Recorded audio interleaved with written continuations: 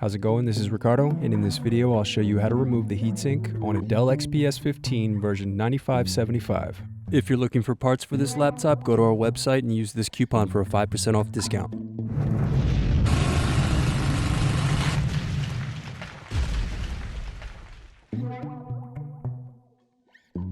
First, unscrew and remove bottom base.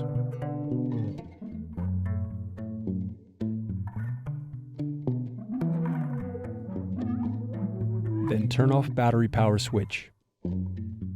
Next, remove heatsink shield. Now unscrew and remove heatsink.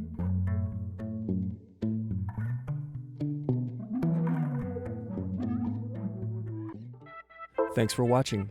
Don't forget to like and subscribe if you enjoyed this video. And if you need more, check out this playlist to watch other tutorials for your laptop. You can also click here to find parts for your laptop at partspeople.com.